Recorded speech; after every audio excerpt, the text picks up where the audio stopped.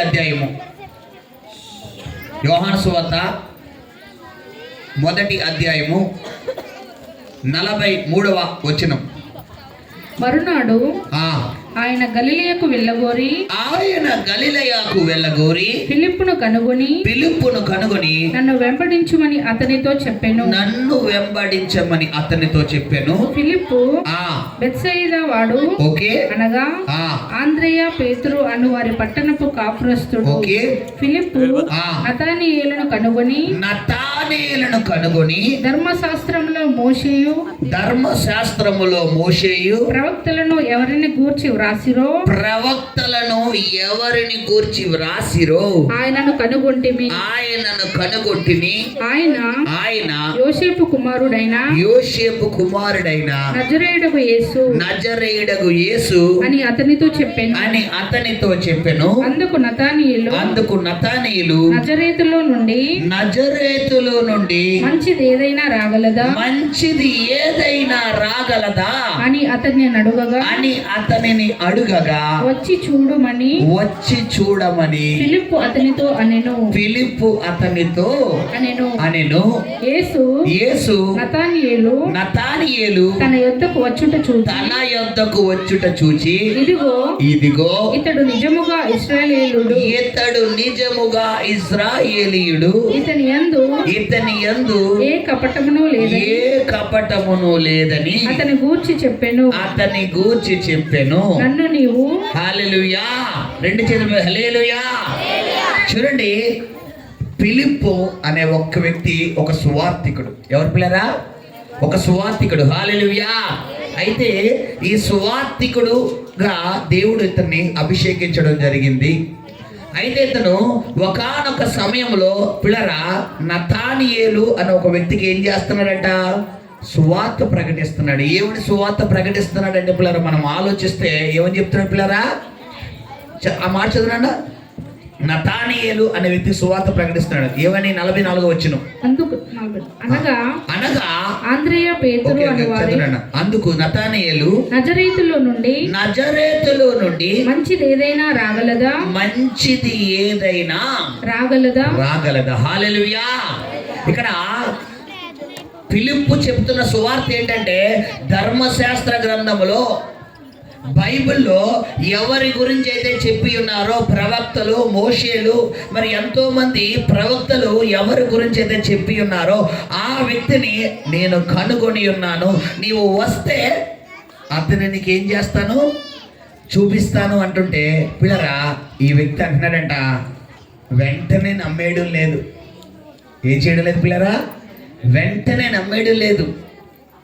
అయితే ఒకసారి వచ్చి చూడు అని చెబుతూ ఉన్నప్పుడు ఈ వ్యక్తిని నజరేతులో నుండి మంచిది ఏదైనా రాగలదా? ఎందుకు నజరేతుల నుండి మంచిది ఏదైనా రాగలదా అన్న మాట పిల్లరా అక్కడ నతానీయేలు అనడానికి కారణం ఏంటంటే, ఆ రోజుల్లో బెత్లెహేములో నజరేతు అనే ఈ యొక్క ప్రాంతం అంట పిల్లరా ఆ దేశంలోనే అన్నిటికన్నా అల్పమైన ప్రాంతం అంట. గట్టి కొడితే 100 గుమ్మాలు కూడా ఉండవు. అల్పమైన గ్రామం అంట, చిన్నది, తృణీకరించబడిన గ్రామం, వెలివేయబడిన గ్రామం, అందరి చేత నెట్టివేయబడిన గ్రామం. అయితే యేసయ్య ఏ గ్రామంలో పుట్టాడు చెప్పాలి గట్టిగా? నజరేతులో, బెత్లెహేములో నజరేతులో ఆయన పుట్టి పిల్లరా పుట్టడమే కాదు, ఏ పేరుగా పొందాడు ఆయన? ఆయనకున్న పేర్లు ఏంటి? నజరేతు వాడు. గట్టిగా శబ్దం హల్లెలూయా చెప్తాం. అక్కడ ఏమన్నాడు? నతనేలు నజరేతు నుండి మంచిది ఏదైనా రాగలదా అంటే ఏంటి అర్థం పిల్లరా? అతని ఆలోచనలో ఏం పడిపోయింది?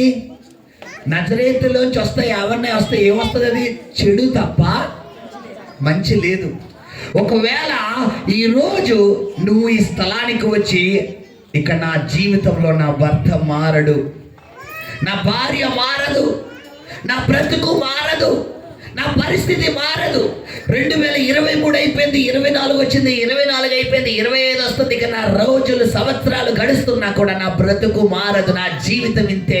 ఒకవేళ ఈ స్థలానికి వస్తే గనక ప్రభు నీతో ప్రవచన రీతిగా మాట్లాడుతున్న మాట ఏంటంటే, ప్రియ సహోదరి సహోదరుడా, అదిగో 2025 వస్తుంది, నీ కొరకే అది. హల్లెలూయా. మంచిది ఏదైనా రాగలదా అని పిల్లరా ఫిలిప్పుకి ఎవరు ఛాలెంజ్ ఇస్తున్నాడు? నతానేలు విసురుతున్నాడు. ఒకవేళ నీవు గనక ఈ రాత్రి కాలంలో నీవు కూడా అలాగే నతానేలు వలె ఎన్ని వాక్యాలు లేదు, ఎంతమంది పాస్టర్లు చెప్పలేదు ఇలా జరుగుతుందని, రోజులు గడుస్తున్నాయి, సంవత్సరాలు గడుస్తున్నాయి, నా బ్రతుకులో మార్పు లేదు అని ఒకవేళ ఈ స్థలానికి వస్తే ఆగాగాగాగు, నువ్వు చూసింది వేరు, ఇప్పుడు చూస్తుంది వేరు. ప్రభు చెప్తున్నాడు, దేవుడు చెప్తున్నాడు, 2025 నెక్స్ట్ ఇయర్ ఇదే టైంకి దేవుడు నేను సాక్షిగా ఉంచబోతున్నాను అంటున్నాడు ఆయన. హల్లెలూయా, హల్లెలూయా, హల్లెలూయా. నమ్మడం ఎవరి వంతు? ఎవరి వంతు? మన వంతు. నువ్వు నమ్మడమే. ఇక నా బ్రతుకు మారుతానా, నా పరిస్థితి మారుతానా, నా అప్పుల స్థితి నుంచి బయటపడతానా, ఈ అనారోగ్యం నుంచి బయటపడతానా, ఈ యొక్క మారిన భర్త, మారిన భార్య, మారిన బిడ్డలు, మారిన జీవితం, మారిన కుటుంబం నిమిత్తం నేను బయటకు వస్తానా అని ఒకవేళ నువ్వు సొమ్మసిల్లిపోతే ప్రభు నీతో చెప్తున్నాడు, భయపడకు, నీ పక్షంగా నేను కార్యం చేయబోతున్నాను అంటున్నాడు ఆయన. హల్లెలూయా, హల్లెలూయా. ఏమంటే ఫిలిప్పు వెంటనే వినిసి వదిలేస్తున్నాడమ్మా. మనం ఏం చేస్తాం? వినిసి ఏం చేస్తాం? వదిలేస్తాం. అంతే, ఆయనకి మాడలే, నా బతికింతే, నా జీవితం ఇంతే. అమ్మా నీకేమన్నా ఫ్యూచర్ తెలిసే జ్ఞానం ఇచ్చాడా భగవంతుడు? గమనించండి పిల్లరా, నీ నోటిలో ఏముంచాడు దేవుడు? జీవా మరణాలు. నువ్వు ఏది పలికితే అది జరుగుతుంది. ఇక నా జీవితం మారదంటే దేవుడు మారుద్దామని దగ్గరికి వచ్చినా కూడా నువ్వేం చెప్తున్నావు? గెజిటెడ్ సంతకం పెట్టేస్తున్నావు. ఏంటి గెజిటెడ్ సంతకం అంటే? గవర్నమెంట్ సంతకం అంటే స్టాంప్ పేపర్ల మీద పెట్టేస్తున్నావు, ఇక నా బ్రతుకు మారదు అని. నువ్వే చెప్పేస్తున్నావు మారదని. ఆయన మారుతాను, ఆయనే ఇన్వాల్వ్ అవుతాడు. ఇప్పుడు మనం ఏం చెయ్యాలి? నా దేవుడు చెయ్యగలడు. హల్లెలూయా. అబ్రహాం అంట నిరీక్షణకు ఆధారమైన సమయంలో ఎవరు నమ్ముతున్నాడు? దేవుని నమ్మాడు. ఆయనకి ఎలా ఎంచిపోయిందంటే అది నీతిగా ఎంచబడిపోయింది. హల్లెలూయా. నీ పరిస్థితి, ప్రస్తుత పరిస్థితి అందరి చేత వెలివేయబడుతూ, అందరి చేత తృణీకరించబడుతూ, ఏంటి నా జీవితం, ఏంటి నా బ్రతుకు, నాకేం అర్థం కావట్లేదని ఒకవేళ ఈ స్థలానికి వస్తే ప్రభు చెప్తున్నాడమ్మా, దేవుడు మాట్లాడుతున్నాడు. Thank you lord. రికలమందరబరబషందరిబ. ప్రభు చెప్తున్నాడు, నీ కన్నీరుని నాట్యముగా మార్చబోతున్నాడు. ఎంతైతే ప్రభు చెప్తున్నాడు. Thank you. ఇక్కడ ఒక సహోదరి నా సన్నిధిలో నువ్వు ఎంత కన్నీరు కారుస్తున్నావో, ఏంటి ప్రభువా, రోజులు, నెలలు, సంవత్సరాలు గడుస్తున్నా నా జీవితంలో ఏ కార్యము లేదు, ఏ అద్భుతం లేదు, ఎంత కన్నీరు కారుస్తున్నావు. ప్రభు చెప్తున్నాడు, థ్యాంక్ యూ లార్డ్. నీ కన్నీరుని నాట్యముగా, ఆయన కూడా ఏడుస్తున్నాడు చూడండి, నీ కన్నీరుని నాట్యంగా మార్చబోతున్నాను అంటున్నాడు ఆయన. నీ కన్నీరుని ఎవరో, థ్యాంక్ యూ లార్డ్, ఎవరది? Thank you lord. మీ చేయి పైకెత్తన్నామా, నువ్వు రావక్కర్లేదు. ప్రభు చెప్తున్నాడు. హల్లెలూయా. దేవుడు చెప్తున్నాడు, బిడ్డ నీ కన్నీరుని నాట్యంగా మార్చబోతున్నాడు. ఎంతైతే కన్నీరు కారుస్తున్నావో, ఏంటి ప్రభు నా బ్రతికేంటి, నా పరిస్థితి అంటే దేవుడు చెప్తాడు, 2025 నీ కొరకే దేవుడు తీసుకురాబోతున్నాడు. హల్లెలూయా. నజరేతు నుండి మంచిది ఏదైనా రాగలదా అంటున్నాడు. గమనించండి పిల్లరా, ఈ లోక సంబంధమైన మనుషులు స్వభావం ఎలా ఉంటుందో తెలుసు పిల్లరా, మన పై రూపాన్నే చూస్తారు. ఒకవేళ డ్రింక్కి అలవాటైన వ్యక్తి అనుకోండి, ఈడు జన్మలో మాడో ఇంకెంత ఈడు బతికింతే అంటారు. ఎవరు సర్టిఫికేట్ ఇచ్చేస్తారు? మనుషులు. ఎందుకు? ఈడెందుకు తాగుతున్నాడు, అసలు తాగడానికి కారణం ఏంటి, ఎందుచేత తాగుతున్నాడు, ఆ కారణాన్ని కనుక మనం లేకుండా చేసి ఆ తాగేటటువంటి ఆ అలవాటు ఎందుకు అలవాటైంది, దానికి గల కారణాలు వెతికి అవి ఏవైతే ఆయనకి అవసరమో అవి ఇచ్చేస్తే ఇప్పుడు తాగుతాడా? చెప్పాలి పిల్లరా, తాగుతారా? ఏమండి, త్రాగుడికి అలవాటు అయిపోయిన వాళ్ళు జలసాగా తాగుతున్నారు అనుకుంటున్నారా? తెలుసా పిల్లరా, ఒక 2-3 సహోదరులకు నేను కౌన్సిలింగ్ ఇచ్చినప్పుడు వారు మనసు విప్పి నాతో అన్నా, నేను ఊరికి తాగడం లేదన్నా, నా కుటుంబ పరిస్థితి ఎలా ఉందన్నా, నాకు ప్రారంభం నుంచి నేను తాగుబోతును కాదన్నా, ప్రారంభం నుంచి కాదన్నా, నా పరిస్థితి కొరకు నేను ఇలా అయిపోయానన్నా అన్న. హల్లెలూయా. ప్రభు నాతో మాట్లాడాడు, అన్నా నువ్వు గనక ఒక్క అవకాశం నాకు ఇచ్చావంటే దేవుడు నీ జీవితంలో అద్భుతం చేయబోతున్నాడు, ఆ కార్యం జరగబోతుంది, నువ్వు త్రాగుడు మానేస్తావా అన్నాడు. అన్నా చేయండి అన్నాను. నేను నెల రోజుల్లో ఆ వ్యక్తిని త్రాగుడు నుంచి విడిపించాను. హల్లెలూయా. ఏమండి, దేవుడితో నమ్మితే శక్తి, నమ్మకపోతే వెరితనం. ఊరుకోండి మాస్టర్ గారు, సంవత్సరాలు అలవాటు పడిన వాళ్ళు నెల రోజులు ఎలా మారేస్తారంటే, నమ్మితే శక్తి, నమ్మకపోతే వెరుతాను. నువ్వు నమ్మలేదనుకో నీకు జరగదు. ఇంక జీవితాంతం వేసుకోవడమే ఇంట్లో షోలు, first show, second show, matinee, benefit ఏంటి సినిమాలా చెప్పాలి. కుటుంబాల్లో త్రాగుడుగా ఉన్న కుటుంబాల్లో పిల్లరా రోజు సెకండ్ షోయే, రోజు పోనీ ఒక రోజు సెకండ్ షో చూసామంటే ఒక అర్థం ఉంది. రోజు సెకండ్ షో చూస్తే ఎలా ఉంటుందమ్మా? గొడవ పని చేస్తుందా? చెప్పాలి, పని చేస్తుందా? ఇష్టపడి సెకండ్ షో చూస్తే వేరు, కష్టపడి సెకండ్ షో చూస్తే వేరు. ఒకవేళ ఆ సెకండ్ షో చూసి నీ కళ్ళు కాయలు కాయ స్థలానికి వస్తే ప్రభు చెప్తున్నాడు, December 31 సెకండ్ షో బంద్ అయిపోబోతుంది. హల్లెలూయా. ఫస్ట్ షో కాదు, మ్యాట్నీ కాదు, ఏది కాదు, అసలు సినిమా ఆడకుండా దేవుడు చేసేపోతున్నాడు. హల్లెలూయా. ఏంటంటే మాస్టర్ గారు సినిమా పోవాలనుకుంటారా ఏంటి? మీరు సినిమాలు ఇట్లా చూసి సినిమా గురించి చెప్తలేదు నేను. ఏ సినిమా? దేవుడు సల్ల కన్నీరు కారుతున్నా చూడు. ఏంటి ప్రభువా, నా బ్రతికేంటి, నా జీవితం ఏంటి, నా పరిస్థితి ఏంటని దేవుడు సల్ల ఏడుస్తున్నా చూడు. దేవుడు నీతోనే మాట్లాడుతున్నాడు. హల్లెలూయా. నజరేతులో నుండి మంచిది ఏదైనా రాగలదా అని అడుగుతుంటే వెంటనే ఏమన్నాడు పిల్లలు? దానికి వచ్చి చూడమని ఫిలిప్పు అతనితో అనెను. యేసు నతానియేలు తన యొద్దకు వచ్చుట చూచి ఇదిగో ఇతడు నిజముగా ఇశ్రాయేలీయుడు. ఏమంటే ఎందుకు ఇతను నిజముగా ఇశ్రాయేలీయులు అన్నాడు పిల్లరా? మార్చదున్నానా? ఇతని యందు ఏ కపటమును లేదని అతని గూర్చి చెప్పెను. నన్ను నీవు ఎలాగున ఎరుగుదువని నతానీయేలు ఆయనను అడుగగా, చూడండి, ఈ నతానీయేలుకి ఫిలిప్పు అనే సేవకుడు సువార్త చేసి, అయ్యా యేసయ్యని నమ్ముకో, యేసయ్య నీ జీవితంలో అద్భుతాలు చేస్తాడు, యేసయ్య నీ కష్టాలు సంతోషంగా మారుస్తాడు, నీ దుఃఖాన్ని నాట్యముగా మారుస్తాడంటే, అవునా యేసయ్యని నమ్ముకోవాలా, నువ్వు చెప్తే మేము వినాలా అన్నాడంట. అవునా కదా? అలాగనే ఉంది అక్కడ. అవునా అన్నట్టుంది. ఇక్కడ ఈ వాక్యం వింటున్న శబ్ద తరంగాల ద్వారా మీ గృహాలలో ఎవరైతే ఈ వాక్యం వింటూ పిల్లరా, ఒకవేళ నీ ఇంట్లో గుమ్మ ముందు కుర్చీ వేసుకుని కూర్చున్నావేమో, దేవుడు నాకు దర్శనం చూపిస్తున్నాడు. నీ గుమ్మ ముందు కుర్చీ వేసుకుని కూర్చుని నువ్వు వింటున్నావు కదా, దేవుడు నీతోనే మాట్లాడుతున్నాడు. నీ గుమ్మ ముందు కుర్చీ వేసుకుని వాక్యం వింటూ ఏంటి ప్రభువా అని అడుగుతున్నా చూడు, దేవుడు నీతోనే. ఈ 2 కార్యాలు అనుకుంటున్నావు, 2 కార్యాలు దేవుడు త్వరలో చెయ్యబోతున్నాడు. హల్లెలూయా. గుమ్మ ముందు కుర్చీ వేసుకుని వాక్యం పెట్టినా చూడు, ఎక్కడో మేడ మీదో కిందో పైన నాకు తెలియదు, నాకు దేవుడు దర్శనం చూపిస్తున్నాడు. కుర్చీలో కూర్చుని వాక్యం పెట్టినా చూడు. సహోదరి తల్లి, థ్యాంక్ యూ. నైటీ వేసుకుని చూస్తున్నాను, నైటీ వేసుకుని వాక్యం వింటున్నావు. నీ గుమ్మల్లో దేవుడు నీతోనే మాట్లాడుతున్నాడు. హల్లెలూయా. నజరేతు నుండి మంచిది ఏదైనా రాగలదా? ఈ రాగలదా అన్న మాటకి మనం అంటే ఏంటి పిల్లరా? అది ప్రశ్న, పునిష్టాపా, కామాయా? చెప్పాలి. ప్రశ్న. ఈరోజు నువ్వు ఎన్ని ప్రశ్నలతో ఈ స్థలానికి వచ్చావు? నా బ్రతికి ఏంటి, నా పరిస్థితి ఏంటి, నా భవిష్యత్తు ఏంటి, నా జీవితం ఏంటి నా బ్రతికని నీ ప్రశ్నకు ఆయన సమాధానం ఇచ్చే సంవత్సరమే 2025గా ఉండబోతుంది. గట్టిగా తప్పలు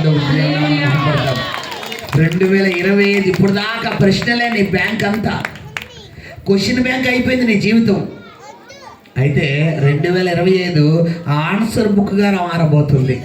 హల్లెలూయా.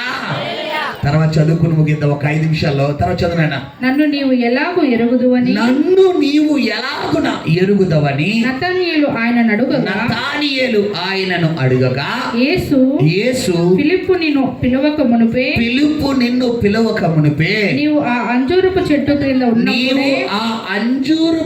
కింద ఉన్నప్పుడే నిన్ను చూచి తినని అతనితో చెప్పాను. హల్లెలూయా.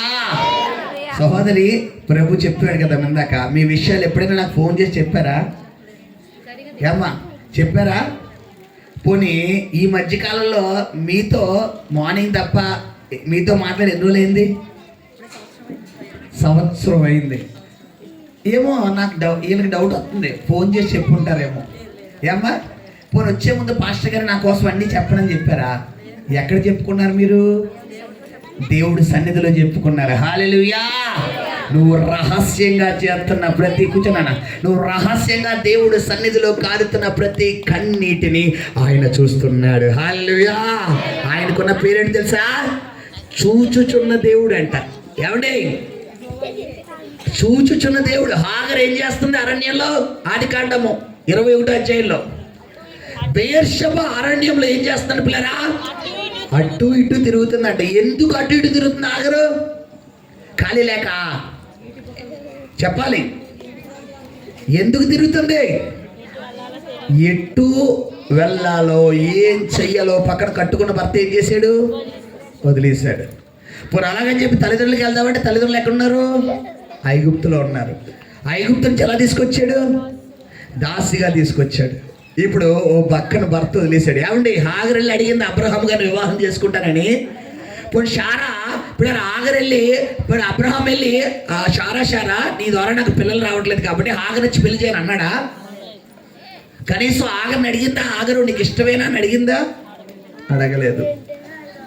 పిల్లరా, అందరి చేత వదిలివేయబడింది. అరణ్యం అంటే ఏంటి పిల్లరా? సహాయం ఉండదు. అరణ్యం అంటే ఒంటరి అనుభవం. అరణ్యం అంటే కొన్ని సందర్భాల్లో మనల్ని ఆదరించే వాళ్ళు ఉండరు, మనకు సహాయం చేసే వాళ్ళు ఉండరు. ఒంటరిగా ప్రయాణం చేస్తుంటాం. పిల్లరా, నేనున్నాను ధైర్యం చెప్పే వాళ్ళు ఉండరు. ఆకలి అంటే అన్నం పెట్టే వాళ్ళు ఉండరు. పిల్లరా, దాహం అంటే నీళ్ళు ఇచ్చే వాళ్ళు ఉండరు. అరణ్యము భయంకరమైన పరిస్థితి. అరణ్యం అంటే ఏంటి తెలుసు కదమ్మా? ఏంటి అరణ్యం అంటే? అడవి. అడవిలో గట్టిగా అరిసినా కూడా ఎవరన్నా వస్తారా?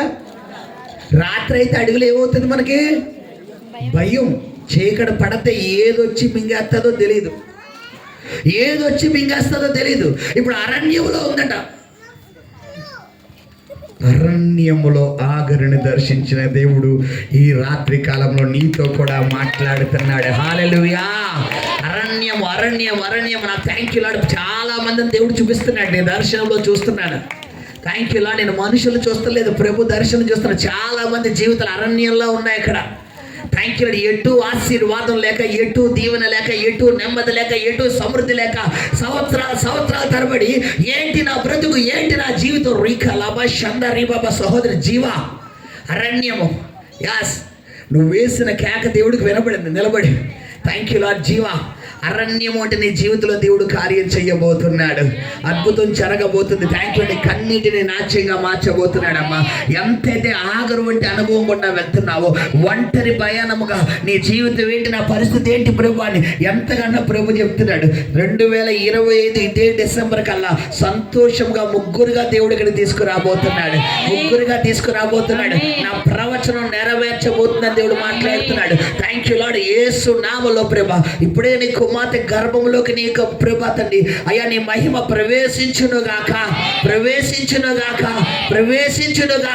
దైవ మహిమ తాకబడునుగాక. నెక్స్ట్ ఇదే టైంకి అద్భుతం జరుగునుగాక. కూర్చోమ్మా. Thank you lord. యేసు నామమున ప్రార్థిస్తున్నాము తండ్రి. ఆమేన్. హల్లెలూయా. ఆగరు పరిస్థితి ఏంటమ్మా? అరణ్యం. అందరి చేత వెలివేయబడింది, అందరి చేత నెట్టివేయబడింది. కానీ యేసయ్య వదిలేశాడా? తీయడు సార్. ఆదికాండం 21 వచ్చి చదువుకుని ముగిద్దాం. ఆమె వెళ్ళి బేర్షెబా అరణ్యములో ఇటు అటు తిరుగుచుండగా ఆ తిత్తిలోని నీళ్లు అయిపోయిన తరువాత ఏమంటే నీరు అంటే ఏంటి పిల్లరా? ఆశీర్వాదం. మన జీవితంలో కూడా ఏమి కోల్పోతాం మనం? ఆశీర్వాదం, సమృద్ధి, డబ్బులు, నెమ్మది కోల్పోతేనే మనకి ఏమవుతుంది? బతకాలని ఉండదు. Thank you lord. ప్రభు ఒకరితో చెప్తున్నారు, ఒకరు ఇక్కడ స్థలానికి వచ్చారు, నువ్వు చెయ్యి ఎత్తద్దు, ప్రభు నీతోనే మాట్లాడుతున్నాడు. చనిపోవాలన్న ఆలోచన నీకు వస్తుంది. నాకెందుకు బతకాలి, నేను బతికి ఏం చెయ్యాలి? చనిపోవాలి, నాకు చనిపోవాలని ఉంది, నాకు బతికి ఇంకా నాకు ఆశ లేదు, చనిపోవాలనుకుంటున్న ప్రభు చెప్తున్నాడు, నువ్వు చనిపోవడానికి కాదమ్మా ఆయన శిలువ మీద మరణించింది. Thank you lord. మరణానికి వెళ్ళిపోతున్న నీ జీవితాన్ని నిత్య జీవానికి తీసుకురావడం కోసం ఆయన మరణించింది. హల్లెలూయా. దేవుడు చెప్తున్నాడు, ఏ సమస్య నిమిత్తం అయితే, ఏ శోధ నిమిత్తం అయితే నా సన్నిధిలో కన్నీరు కారుస్తున్నావో ఆ శోధ నిమిత్తం నేను సంతోషంగా దేవుడు మార్చబోతున్న దేవుడు మాట్లాడుతున్నాడు. హల్లెలూయా, హల్లెలూయా. Thank you lord. చూడండి పిల్లరా, అక్కడ అడుగుతుందండి హాగరు, ఎటు వెళ్ళాలో తెలియని పరిస్థితిలో ఉండిపోయింది. ఇప్పుడు ఆ మాట చదువుకుని ముగిద్దాం. చదువునా ఆ మాట. అయిపోయిన తరువాత ఆమె ఒక పొద కింద ఆ చిన్నవాన్ని పడవేసి ఈ పిల్లవాని చావు నేను చూడలేనని అనుకొని వింటి వేత దూరము వెళ్ళి అతనికి ఎదురుగా కూర్చుండెను. ఆమె ఎదురుగా కూర్చుండి ఎలుగెత్తి ఏడ్చెను. దేవుడు ఆ చిన్నవాని మొరను వినెను. మొర వినను. ఏమండి ఏడుస్తుంది ఎవరమ్మా? ఏడుతుంది ఎవరు? తల్లి ఏడుతుంది. దేవుడు ఎవరి మొర ఆలకించాడంట చెప్పాలి. ఆ చిన్నవాని మొర వినను. ఎలాగంటే ఆ చిన్నవాడు ఒకవేళ మొరపెట్టి ఉంటే ఎలా మొరపెట్టి ఉంటాడు తెలుసా పిల్లరా? నా తండ్రి అయిన అబ్రహాము దేవా, నిరీక్షణకు ఆధారం లేని టైంలో అబ్రహాము ఒంటరిగా ఉన్నప్పుడు అతని పెక్కు మందిగా చేస్తానని వాగ్దానం ఇచ్చావు. అతని సంతతిలో 4వ తరము వారిని ఐగుప్తు దేశంలో వారిని నిలిపిన తర్వాత శత్రువుల గవిని నువ్వు స్వతంత్రించుకుంటానని వాగ్దానం ఇచ్చావు నాయన. ఇదిగో ఈ అరణ్యం వంటి ఒంటరి జీవితంలో మేము ఇరుక్కుపోయామయ్యా, ఒక్కసారి మమ్మల్ని దర్శించయ్యా అని ఆ చిన్నవాడు ఎవరికి మొరపెట్టి ఉంటాడో? దేవునికి మొరపెట్టి ఉంటే ఆ మొర అక్కడికి వెళ్ళిపోయింది. దేవుడు ఈ రోజు ప్రభు చెప్తున్న మాట ఏంటంటే పిల్లరా, మొదటిగా మంచే లేని నీ జీవితంలో 2025లో ఆయన గొప్ప మంచి ఇవ్వబోతున్నాడు. హల్లెలూయా. రెండవదిగా పిల్లరా, అందరి చేత వెలివేయబడిన నీ జీవితంలో పిల్లరా ఘనతనివ్వబోతున్నాడు. హల్లెలూయా. మూడవ మాట చెప్పి ముగిస్తున్నాను. ఏంటి పిల్లరా, హాగర జీవితంలో ఏడ్చి ప్రార్థన చేస్తుంది. ఈ చిన్నవాడు కూడా దేవుడు సన్నిధిలో మొర్ర పెడుతుంటే ఆ చిన్నవాని మొర్ర దేవుడు ఆలకించాడు. హల్లెలూయా. చూడండి, ప్రార్థనల్లో రకాలు ఉంటాయి పిల్లరా. ప్రార్థన వేరు, మొరపెట్టడం వేరు, అంగలార్చడం వేరు, రోధించడం వేరు పిల్లరా. విజ్ఞాపన వేరు, యాచనలు వేరు, అర్చనలు వేరు. ప్రార్థనలో రకాలు. అన్ని ప్రార్థనలు కాదు. ఒక సబ్జెక్ట్ అంటే పిల్లరా, ఒక విషయం కోసం అదే పనిగా దేవుడి సన్నిధిలో ఎలుగెత్తి ప్రార్థన చేసేదని ఏమంటో తెలుసా? మొర్ర పెట్టడం అంటారు బైబిల్లో. ఇలాగా ఒకే సబ్జెక్ట్ గురించి ప్రార్థన చేసి దేవుడి చేత ఆశీర్వాదం పొందుకున్న వ్యక్తి ఎవరమ్మా? యాకోబు. ఏం చేశాడు రాత్రంతా? దేవుడితో ఏమన్నాడు? పెడుగులా, నువ్వు నన్ను ఆశీర్వదిస్తే కానీ నిన్ను వదలం. మనం ఎవరిని పట్టుకుంటాం? మనుషులను పట్టుకుంటాం. డబ్బులు ఇస్తే కానీ ఎవరిని? రెడ్డి గారు ఈసారికి ఇవ్వండి, రెడ్డి గారు పాట పాడతాం మనం. అవునా కాదా? మనుషులు కాలు పట్టుకుంటాం. ఒకవేళ ఇప్పుడు దాకా నువ్వు మనుషులు కాలు పట్టుకుని ఒకవేళ ఈ స్థలానికి వస్తే ప్రభు చెప్తున్నాడు, నువ్వు మనుషుల చుట్టూ తిరిగి ప్రయాసపడి ఏడ్చింది చాలు. దేవుడు చెప్తున్నాడు, ఇప్పుడైనా దేవుని పాదాలు పట్టుకుని ప్రారంభించడం, మొరపెట్టడం ప్రారంభించు. నీ కన్నీరుని ఆయన నాట్యముగా మార్చబోతున్నాడు. హల్లెలూయా, హల్లెలూయా. మూడు మాటలు. ఒకటి ఏంటి పిల్లరా, మంచే లేని నీ జీవితంలో ఆయనే 2025లో మంచి ఇవ్వబోతున్నాడు. హల్లెలూయా. ఎటు వెళ్ళాలో తెలియనటువంటి నీ జీవితంలో ఒక మార్గాన్ని 2025లో దేవుడు తెరవబోతున్నాడు. హల్లెలూయా. మూడవ మాట ఏంటమ్మా, మొరపెట్టేటి వ్యక్తిగా దేవుడు నిన్ను ఉంచబోతున్నాడు. హల్లెలూయా. దేవుడి కొద్ది మాటలు మన వెనుకలో దీవించి ఆశీర్వదించి నడిపించునుగాక. ప్రార్థన చేసుకుందాం. ప్రార్థన చేయమ్మా. స్తోత్రం స్తోత్రం స్తోత్రం స్తోత్రం స్తోత్రం స్తోత్రం స్తోత్రం. మహాపరిశుద్ధ నమ్మకం కలిగిన మా ప్రియ పరలోకపు తండ్రి, నీకే స్తోత్రాలు చెల్లిస్తున్నాం ప్రభువా. రాత్రికాల సమయంలో నాయనా మీరు మా మధ్యలోనికి దిగి వచ్చి తండ్రి స్తోత్రాలు ప్రభువా. మాతో మాట్లాడిన ప్రతి మాటను బట్టి నీకే కృతజ్ఞతలు చెల్లిస్తున్నాం ప్రభువా. తండ్రి నీ ఒక్క తండ్రి స్తోత్రాలు ప్రభువా. ఈ సమయంలో ఎంతమంది అయితే నీ సన్నిధికి వచ్చి ఉన్నారో పరిశుద్ధాత్మను ప్రతి ఒక్కరితో ప్రభువా నువ్వు మాట్లాడి బలపరిచిన విధానం బట్టి నీకే కృతజ్ఞతలు చెల్లిస్తున్నాం ప్రభువా. ఏ బిడ్డలు ఏ సమస్యలతో వచ్చి ఉన్నారో ప్రభువా ప్రతి ఒక్కరిని పేరు పెట్టి పిలిచి వరకు ప్రవచన రీతిగా మాట్లాడినందుకు వందనాలు ప్రభువా. అయ్యా సేవకులను నాయన బలపరిచి వాడుకున్నందుకు కృతజ్ఞతలు చెల్లిస్తున్నాం ప్రభువా. తండ్రి స్తోత్రాలు ప్రారంభం మొదలుకుని ముగింపు వరకు నైనా అద్భుతకరంగా జరిగించి తండ్రిని కృపతోడుగా ఉంచినందుకు స్తోత్రాలు చెల్లిస్తున్నాం ప్రభువా. అయ్యా సమస్తాన్ని నీ స్వాధీనంలోకి తీసుకున్నందుకు వందనాలు. వచ్చిన ప్రతి ఒక్కరిని ప్రభువా నీవే దీవించండి, ఆశీర్వదించి వర్ధిల్లింప చేయమని వేడుకుంటూ సహాయం చేయండి ఆయన. తండ్రి వాక్యం ద్వారా అనేకులకి తండ్రి నీ మాట అనుగ్రహించి అనేకుల రక్షణలోకి నడిపిస్తున్నందుకు వందనాలు ప్రభువా. అయ్యా సువార్త ప్రకటించడాన్ని బిడ్డల కృప చూపించండి తండ్రి. ప్రాంత ప్రజలను ప్రభువా మరో వాక్యం ద్వారా బలపరిచిన వైపుకు త్రిప్పుకున్నందుకు వందనాలు చెల్లిస్తున్నాం నాయన. నెక్స్ట్